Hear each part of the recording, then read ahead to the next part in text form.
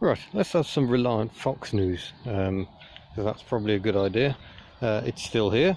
You'll note the driveway is empty. The Matiz is not yet here. It is still in Birmingham. Yeah, this is the Fox. I've managed to get the rear hatch open. This is seized. Oh, where are you going, camera? Come back. Gimbals, they're great. They have a mind of their own. This is still seized, but I managed to just about flip it open. And this hinge is completely knackered. The steel bar through the middle of it has just snapped off, so that's less good. Inside it's still very much horrendous. We've had arguments about whether this is a choke or a heater, but I think I can be forgiven for thinking it's a heater control, given it's got heater written on it. But I must concede that when you've got these here and a fan for the blower motor over here, then that does indeed look like a choke control. So there you go. Let's have a quick look in the back. It's quite spacious in here. Various bits of engine, starter motor, radiator, and a lot of warm. But yeah, also a lot of rubbish that I haven't cleared out yet. Getting this car running would make life a lot easier, because then I'd be able to move it and get in both sides and stuff. There's more hinge trauma on the front. This one's punched its way through the bonnet. Well, not through the bonnet, through the front panel, I guess.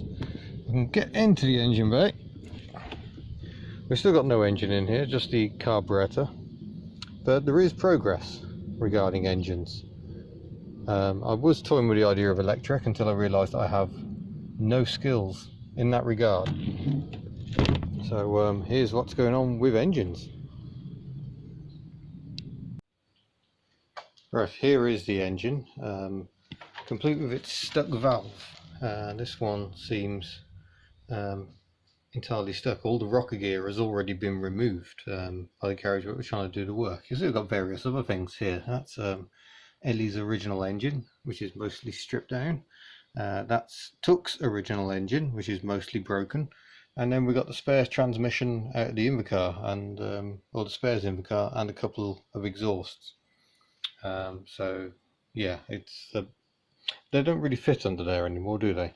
But we've got other bits up here. So we've got all the push rods, which presumably were labelled as to where they came from at some point. And we've got the rocker gear. Look at these dinky little manifolds. They're quite sweet, really. But the plan is to send all this to a specialist who operates in the Reliant Owners Club.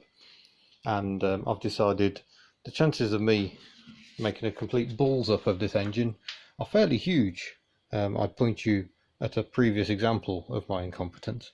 So maybe it's better to let someone else have a go at this. But I mean, it does turn. Oh, it doesn't sound quite so bad when it's not resting on a fuel tank. So you can hear compression-y stuff going on in there. Clearly the piston doesn't hit that stuck valve, so that's encouraging. But yeah, these engines were only made for 3 years apparently. They're high compression heads, and the chap thankfully does have a replacement head, so that's quite convenient. So that's Reliant news. Ellie the 2CV is still alive and is currently in the garage, which is getting messy again. Was it really only January that I tidied this garage up? It's looking like chaos already. But Ellie has been joined by Tuck. I'm having real issues with the transmission at the moment, which I might cover in a video soon. It's squealing like crazy, and for the moment I've got too much on, so Tuck has come for a bit of a rest. After her massive long journey, I think she's due a bit of time off. So at the moment, these are the two hardest working members of the fleet. We've got the little Nippa, which is still Mrs. HubNut's daily, and then of course we've got my new daily, which is the Rover 45 V6, which I'm enjoying very much despite its slight lack of torque.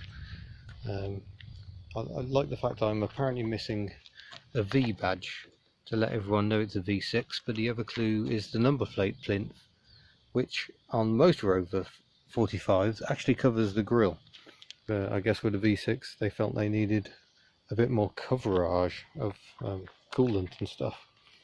So yeah, it's now stickered up with the HubNut stickers, and oh, there's other details I haven't shown you, like this wonderful bumper repair, which I think might have been fixed underneath a bit more, so perhaps it doesn't matter, but these cable ties are completely broken. I shall just leave them there.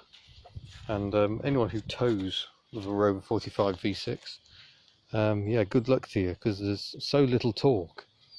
It'll be a lesson in high revs driving, I think. There you go, that is the Fleet as it stands right now.